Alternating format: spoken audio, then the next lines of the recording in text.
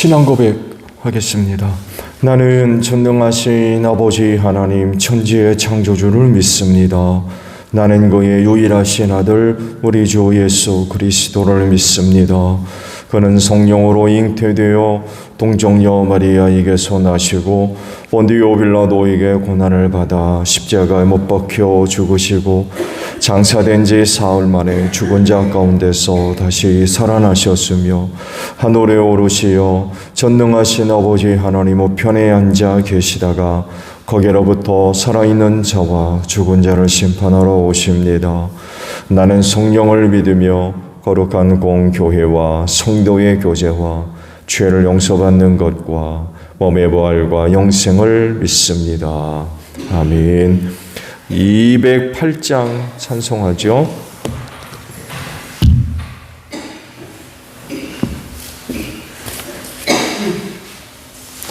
찬송가 208장이에요.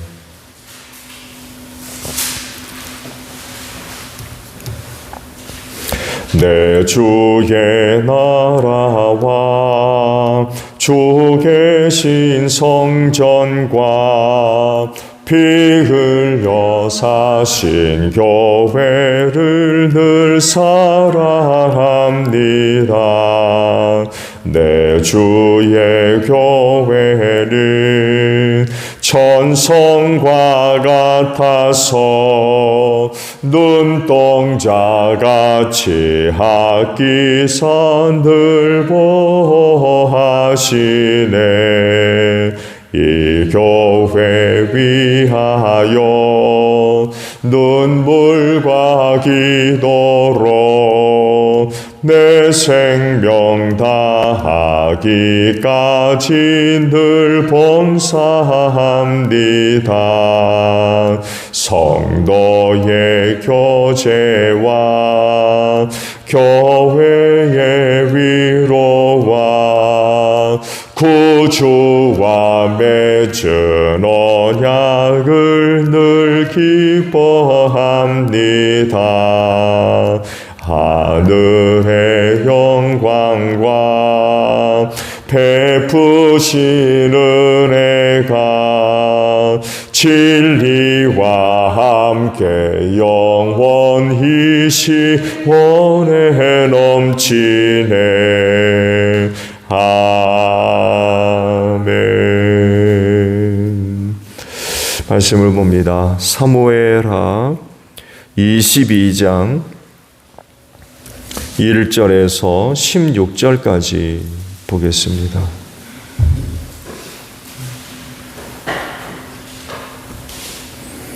사무엘하 22장 1절에서 16절이에요. 주님께서 다윗을 그의 모든 원수의 손과 사울의 손에서 건져주셨을 때에 다윗이 노래로 주님께 아뢰었다. 그는 이렇게 노래하였다. 주님은 나의 반석, 나의 요새, 나를 건지시는 분. 나의 하나님은 나의 반석, 내가 피할 바위, 나의 방패, 나의 구원의 뿔, 나의 산성, 나의 피난처, 나의 구원자이십니다. 주님께서는 언제나 나를 포악한 자에게서 구해 주십니다. 나의 찬양을 받으실 주님, 내가 주님께 부르짖었더니 주님께서 나를 원수들에게서 건져주셨습니다. 죽음의 물결이 나를 에워싸고 파멸의 파도가 나를 덮쳤으며 스올의 줄이 나를 동여묶고 죽음의 덫이 나를 낚았다. 내가 고통 가운데서 주님께 부르짖고 나의 하나님을 바라보면서 부르짖었더니 주님께서 그의 성전에서 나의 간구를 들으셨다. 주님께 부르짖은 나의 부르짖음이 주님의 귀에 다다랐다. 주님께서 크게 노하시니 땅이 꿈틀거리고 흔들리며 하늘을 받친 산의 뿌리가 떨면서 뒤틀렸다. 그의 코에서 연기가 솟아오르고 그의 입에서 모든 것을 삼키는 불을 뿜어내시니 그에게서 숯덩이들이 불꽃을 튕기면서 달아올랐다. 주님께서 하늘을 가르시고 내려오실 때에 그 발 아래에는 짙은 구름이 깔려 있었다. 주님께서 거룹을 타고 날아오셨다. 바람 날개를 타고 오셨다. 어두움으로 그 지위를 둘러서 장막을 만드시고 빗방울 머금은 먹구름과 짙은 구름으로 둘러서 장막을 만드셨다. 주님 앞에서는 광채가 빛나고 그 빛난 광채 속에서 이글거리는 숫덩이들이 쏟아졌다.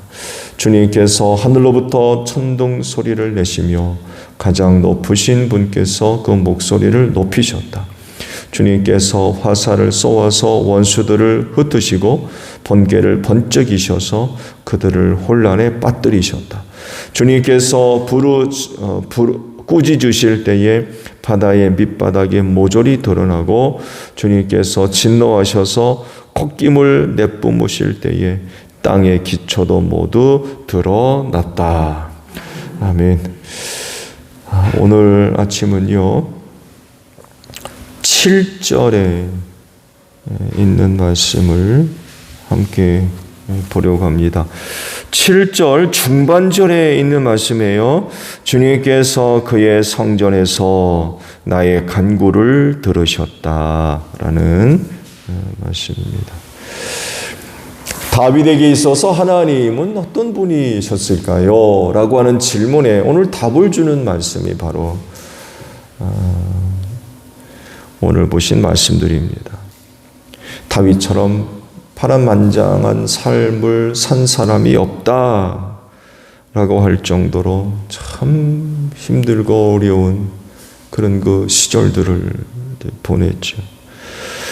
왕으로 기름 부음 받은 것이 그에게 결코 유익을 가져다 주는 것들이 아니었죠. 왜냐하면 사울 왕이 살아 있었기 때문에 그래요. 참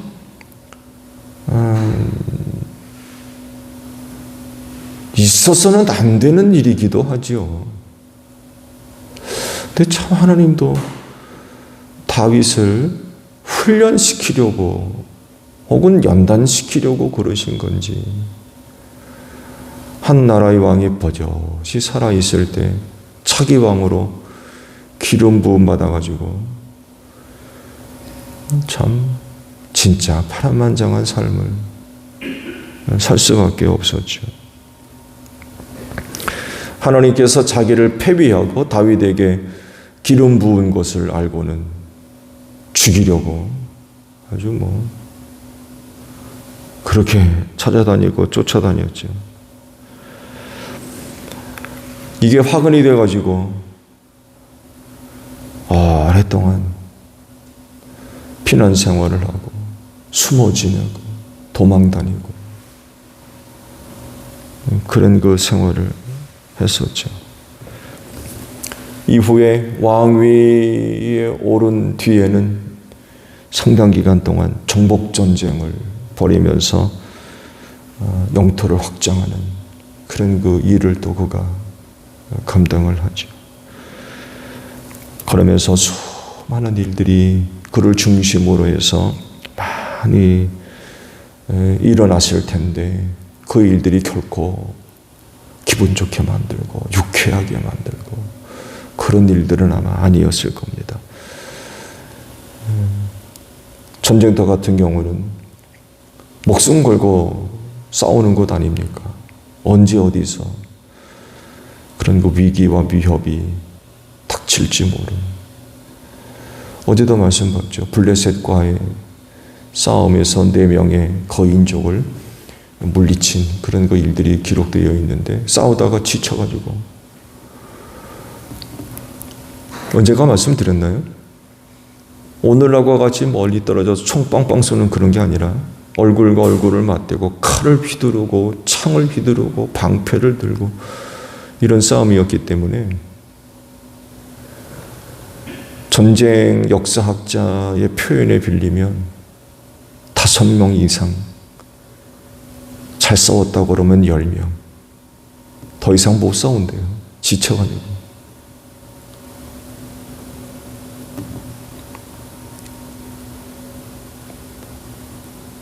근데 갑자기 거인족이 나타나서 다윗을 죽이려고 대드는 이런 상황. 절체절명이죠. 절체절명.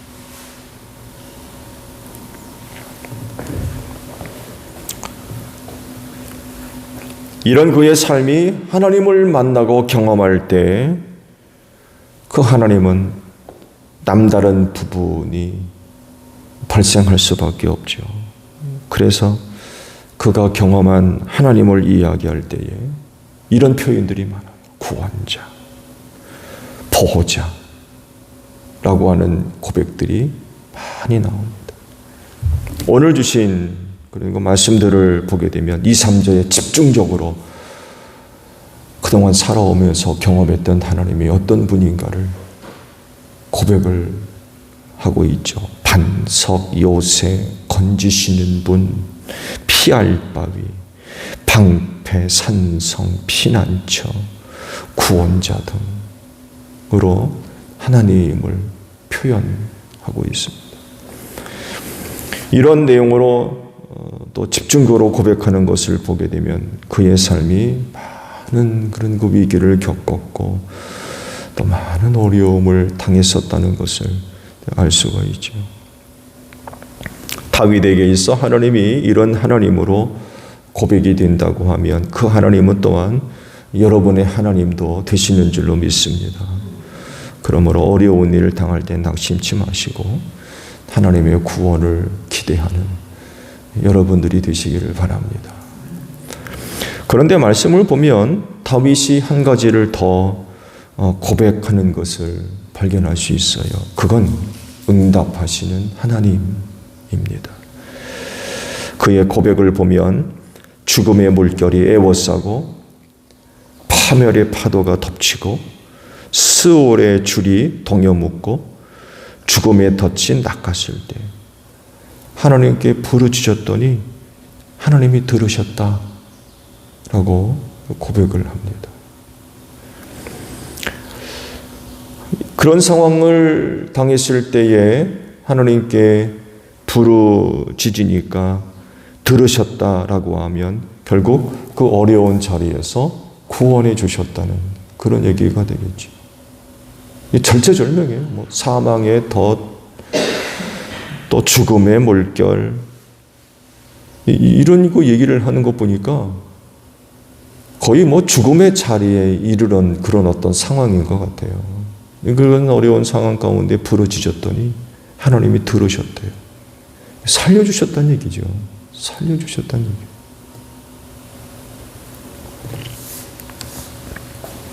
그런데요, 그의 고백에서 한 가지 중요한 포인트를 발견할 수가 있습니다. 그건 성전에서 간구를 들으셨다라고 하는 것입니다. 그러니까 다윗이 절체절명의 위기 속에 놓여 있을 때 부르짖을 수밖에 없었는데 그래서 찾았던 곳이 성전이었다는 거예요. 물론 전쟁터라면 상황이 달라질 수 있죠. 전쟁터에서 어떻게 또 성전을 찾아옵니까? 현장에서 기도할 수 있을 수밖에 없죠. 근데요, 그러나 그럼에도 불구하고 그는 성전에서 하나님께 기도하던 사람이었어요.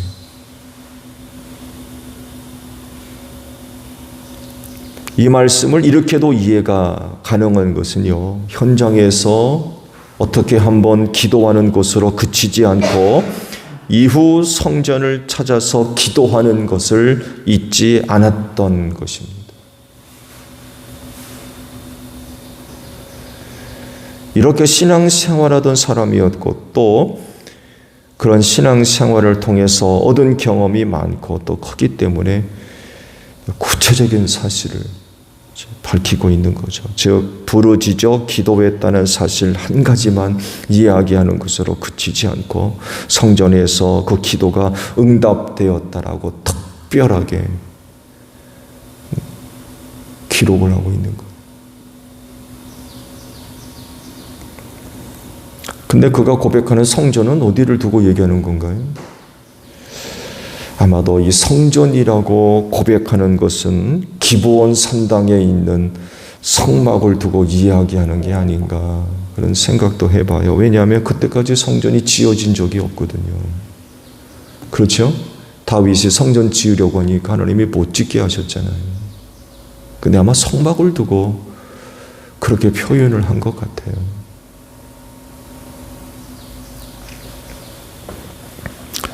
중요한 것은 그의 신앙생활 속에서 성전이 빠지지 않는다는 것입니다. 성전은 그에게 있어서 아주 중요한 신앙생활의 중심이었어요.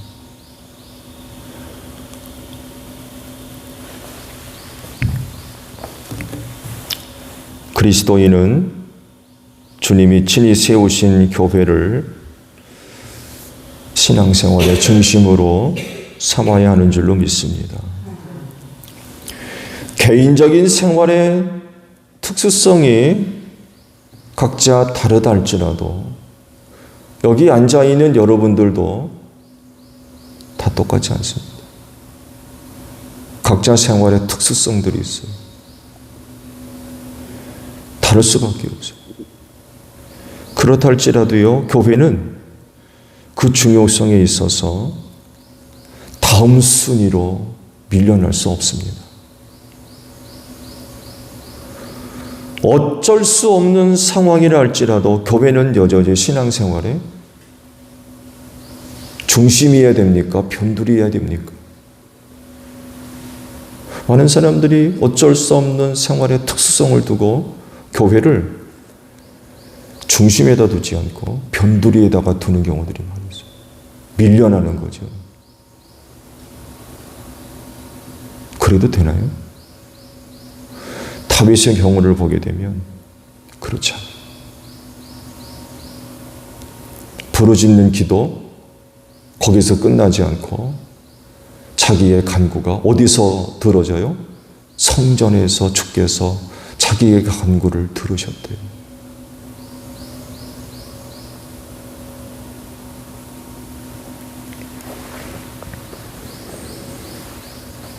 어려운 상황에서 부르짖어 기도했는데 놀랍게도 하나님은 그의 간구를 성전에서 들으셨대요.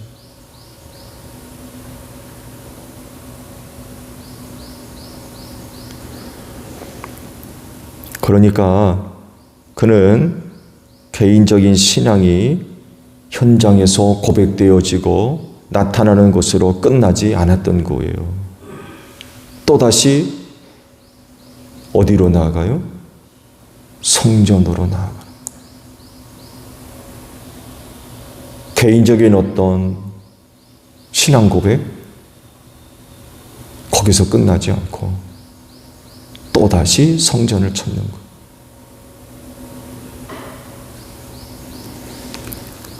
그러니까 그의 신앙 중심에는 성전이 있었던 거예요. 최근 탈교회가 유행처럼 번지고 있습니다. 팬데믹을 경험하면서 또 다른 수단과 방법으로 신앙생활의 가능성이 발견되어졌어요. 아, 이래도 되는구나. 그러면서 교회 찾는 것을 중요하게 생각하지 않는 것.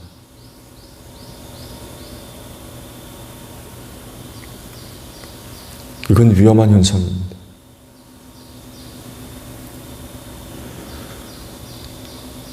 그날의 가까움을 볼수록 모이게 힘쓰라라고까지 말씀을 하시거든요.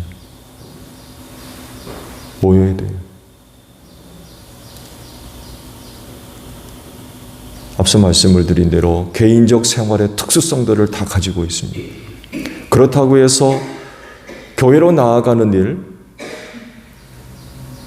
밀려나면 안 돼요.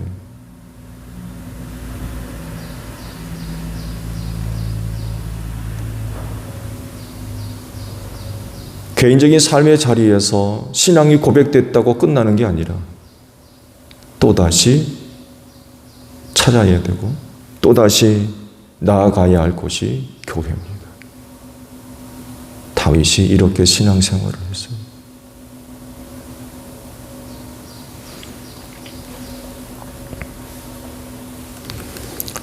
특수한 상황이 신앙 고백의 한계를 낳는다고 해도 교회는 여전히 신앙의 중심에서 벗어나 있지 않습니다. 우리가 변두리로 밀려날 뿐이지 아무리 개인적인 상황에 특수성이 있다 할지라도 교회는 여전히 신앙의 중심에 있어요. 근데 우리는 자꾸 그 중심에 있는 교회를 밀어내려고 그래요. 그래서는 안 된다는 거죠. 그렇기 때문에 또다시 그리고 또 여전히 교회로 나아가야 돼요. 다윗이 그러잖아요. 주께서 간구를, 자기의 간구를 성전에서 들으셨대. 그걸 생생하게 체험했던 사람이었던 거예요. 그 성전이 얼마나 중요한 곳인가를 아는 거예요. 생활의 특수성 안에서 고백되어지는 여러 가지 모습들, 그걸로 끝나지 않았어요. 또 성전에 가는 거예요. 그랬더니 자기의 간구를 하나님이 성전에서 들으셨대요.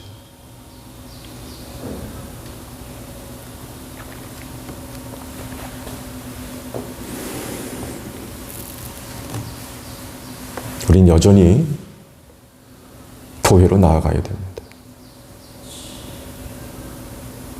주께서 친히 세우신 주님의 몸인 교회로 여전히 나아가야 돼요. 그 교회는 신앙의 중심에 있기 때문에 그래요.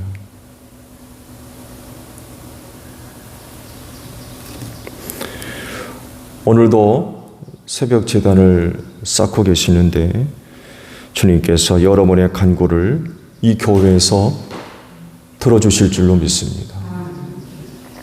오늘도 믿고 간구하는 기도들이 헛되지 않고 하늘에 계신 아버지께서 다 들으시고 주 안에서 응답해 주시는 귀한 은혜가 여기에 있는 줄로 믿습니다. 앞으로도 끊임없이 그리고 또 여전히 주님의 몸된 교회로 나아가는 여러분들이 되시기를 바랍니다. 주기도문 하겠습니다. 하늘에 계신 우리 아버지, 아버지의 이름을 거룩하게 하시며 아버지의 나라가 오게 하시며 아버지의 뜻이 하늘에서와 같이 땅에서도 이루어지게 하소서.